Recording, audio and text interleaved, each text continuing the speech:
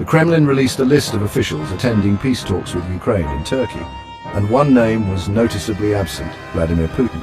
This is significant as it suggests that Putin may not be serious about finding a diplomatic solution to the conflict. Could this be a sign that Putin believes he can still achieve his military objectives through force? What message does this send to the Ukrainian government and the international community? We'll explore the possible implications of Putin's absence. The International Monetary Fund has approved a bailout package for Pakistan, but the decision has drawn criticism from India. India argues that the bailout will do little to address the root causes of Pakistan's economic woes, and could even exacerbate existing tensions between the two countries.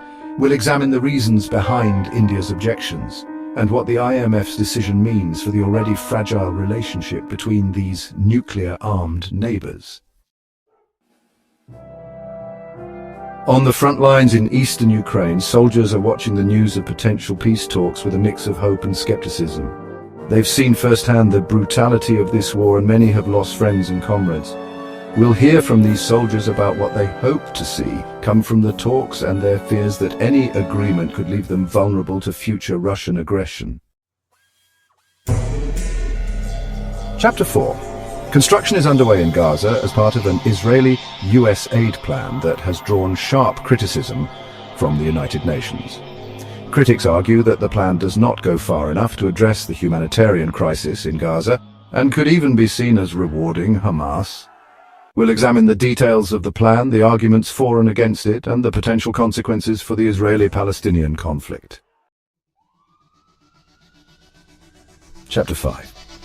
Tragedy in Mexico, 21 killed in bus crash.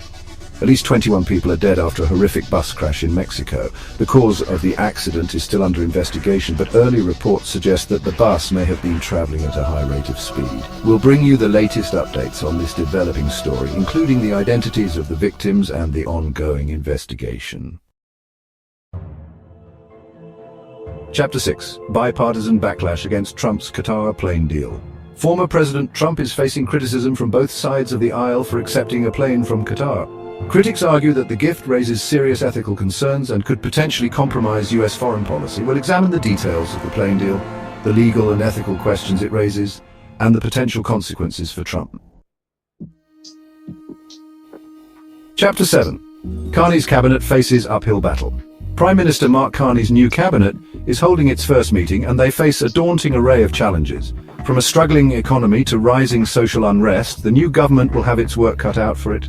We'll take a closer look at the key players in Carney's cabinet, the challenges they face, and their plans for addressing them in the months ahead.